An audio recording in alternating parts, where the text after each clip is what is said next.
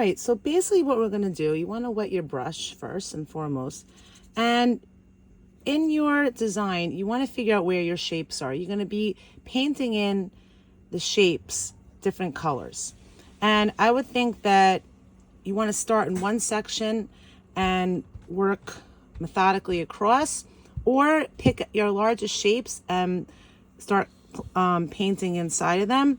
A shape is when a line connects itself. So from the E all the way into the UCN, okay, that's all one shape. So I'm going to just demonstrate what I mean about how to paint it in. First of all, you want to get your brush wet. And unlike the color wheel, we're actually going to be blending on the paper. You want to make sure that you keep your hands still. In order to blend, and you want to make sure that your background stands out from the letters. Now, my letters are a little bit, most of them are block letters. So I'm going to be painting them in like a separate color here. But basically what you want to do is kind of do a wet on wet technique. And really, like I showed you the other day, how you can make red. I'm going to make like kind of like a sunrise kind of blending in this large shape here. And I'm not really thinking of it. Just know that you can only blend colors that are analogous to each other, which are next to each other on the color wheel. So for example, and as you can see, I'm holding the paper still. I'm going back and forth. I'm kind of like making sure my brush is wet. You want to have your background stand out from your letters. A lot of you made letters that are just capital letters, which are individual shapes. And I'll show you that in a minute. By the way, make sure that you always hold your paper still. I'm using the tip of the brush. And as you can see, I'm going back and forth between these colors. In order to blend, you have to have, the paper has to be wet. So you might actually want to wet the paper a little bit. And you should also have a paper towel on hand, which I don't have, which I'm going to get right now. Here I am. And you want to rotate your paper. As you can see, this is still one continuous shape because the lines are connected to itself. I'm going to use my paper towel because I want to get a little bit more yellow in here.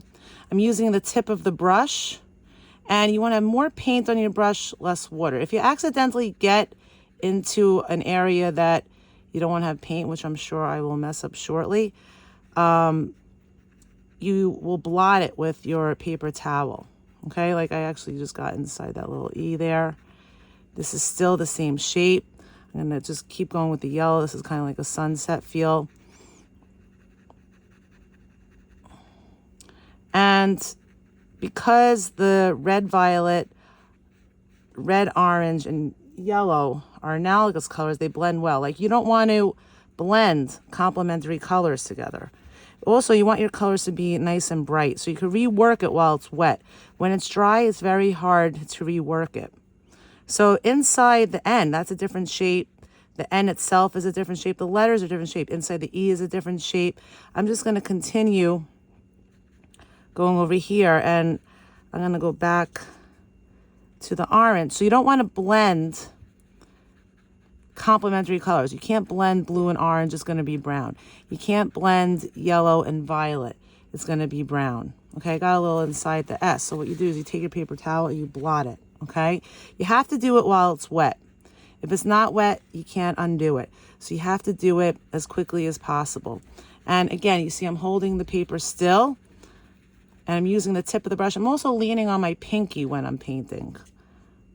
You want to wash thoroughly between each color. And you see how that's like very splotchy. So you want to kind of like go into the color. You really can't mess this up. I want you to have fun with this. I want you to just kind of not think too hard about it and just kind of like go with the flow here. Just see I got a little inside the U. I'm going to blot it. And because these are warm colors, you can blend them easily. You want the colors to be saturated. And see how I'm focusing on this one large organic shape here. Here's a little bit of red because I mixed the magenta with the red violet with the red orange. I'm going to add some orange in here now. Maybe go back to the yellow again.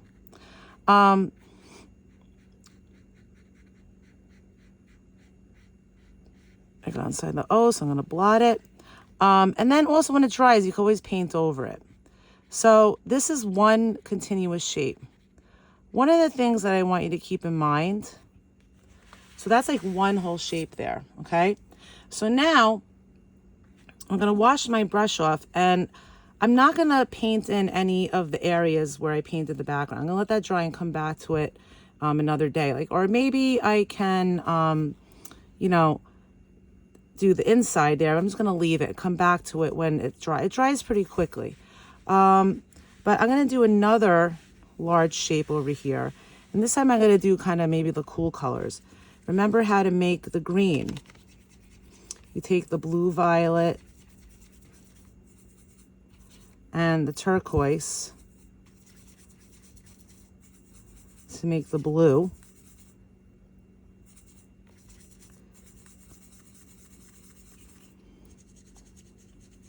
Make sure you wash thoroughly between each color. And you might want to save one yellow for the cooler colors. As you can see, that didn't really wash off very well. So you want to like make your green beforehand. Or you could just do it on the page. Like, I don't want you to get stressed about it. I'm going to make some green here. So I'm going to do like cool colors over here, and then maybe I'll do my, see how it's already almost dry. And also I want you to rotate your paper around. Make sure you hold the paper still. And then you can start to do some blending on that shape there. So I'm going to add some blue here. You can go right into the turquoise if you want. You can use the colors directly. You don't have to. You could blend on the paper. You can use, I'm also going to give you scrap paper. So if you want to make a color and then just kind of like work with it that way, you could do that. And because yellow is an analogous color to green, you can actually add yellow next to the green and blend it, obviously. I'm going to wash this off and go right to the blue here. And you kind of want to keep the paper a little bit wet if you want to keep blending in some of the greens. So you only could blend the analogous colors, which are basically your warm colors, which are red, orange, yellow, and red, violet, and the cool colors, which are your blues, greens, and purples.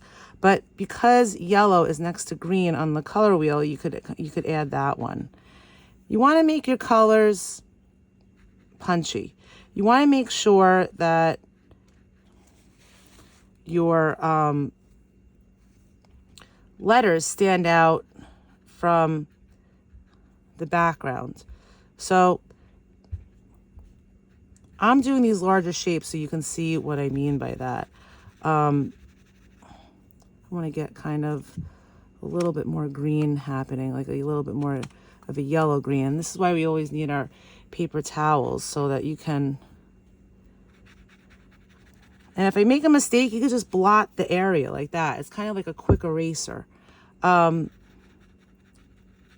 It's really up to you how you want to do it. I don't want to like have too many rules, except I want the letters to stand out, and I want you to understand what the difference is between the shapes. I'm not going to make a video showing you this whole thing here. That'll be really boring. But basically, I want you to have some fun, like blending the colors, playing around with different color combinations, analogous. Again, you can blend analogous colors together, which are, I'm going to do just the inside of this yellow, make it stand out. As long as the paint doesn't touch, it won't blend, and it dries very quickly. So you can do the background, then you can come back. Now that I have some cool colors here, maybe I want to use some of this green to do one of the letters over here.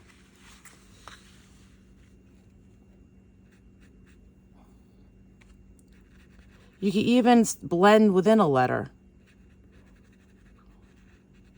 It's really up to you. You could really, the sky's the limit. You can add textures. You can make it like a tie-dye feel. But you see how, I went outside the end there. You see how, if I'm using warm colors in the background, I want to use like a cool color in the foreground. Or if you want, that accentuates the letter. So if you want to, I'm going to make this kind of teal color. If you really like your colors, you know, this is going to take a few days, so you may want to use some of the color like sporadically throughout your painting. And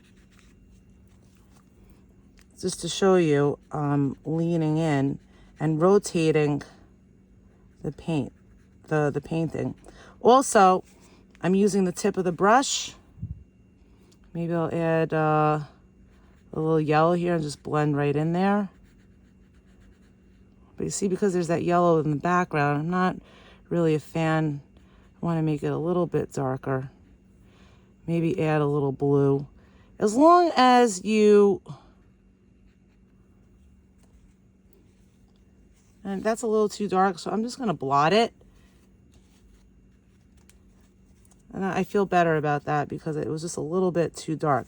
When you're leaning on your painting, you want to be mindful that you're not leaning on the wet part. But the good thing is that you really can fix what you do as long as it's wet.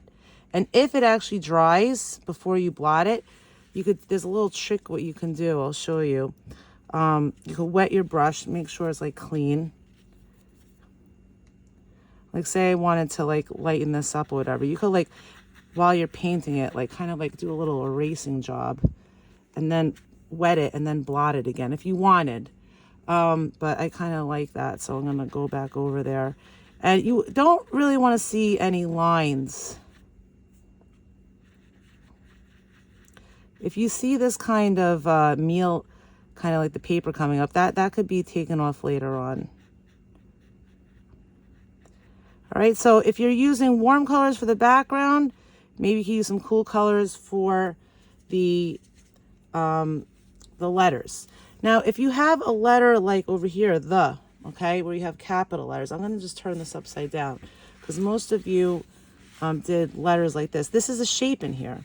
So you can just go, this is a shape. So I'm just going to like paint this red violet. So maybe just use one color. Might as well add a little orange here. And then the next section in here could either be warm or cool. You just really want to make sure that the letters stand out. So maybe I'll do a little bit of red orange and kind of blend it with the yellow to make it like a yellow orange. And think about the colors. As you see, I'm blotting, making sure that the yellows are nice and clean. So inside this little E, you can make that yellow or yellow orange. I really want it to be yellow, so let me show you. You really can't mess this up. It's going to come out great no matter what you do. Just going to go directly into the yellow again. There you go. And you see how I kind of messed up over there? So what I'm going to do is clean my brush, kind of use this as like a water eraser, and then blot it. And I pretty much got it out. So you see how these are different shapes. So this will be a different shape in here, but I'm not going to paint this section yet because it's still a little bit wet. So you just want to be mindful of like when you're painting. I love the red violet. So right in here is a shape. So you just want to be mindful to maybe like work in one direction. And you could do lines, you could do dot. After it dries, you could add textures later on. I'm just gonna go right to the yellow here. It makes kind of like an orange, yellow orange. So this is basically what you're doing. You want to have contrast in your design. You want it, the idea is that you're getting shapes. You're painting in the various shapes, organic shapes. And this is still the shape up here. So I'm going to paint this little section. And you want the letters to stand out and also blend in. So it doesn't take too long to dry. Here I smudged it a little bit. So I'm going to wet my brush, make sure it's clean, kind of like erase it. If it's wet, just be mindful. And we could also touch this stuff up later with Sharpie. So if you see any smudging, you should fix it as we go. It's just a little bit hard to fix it later on. All right, so this will be a good start.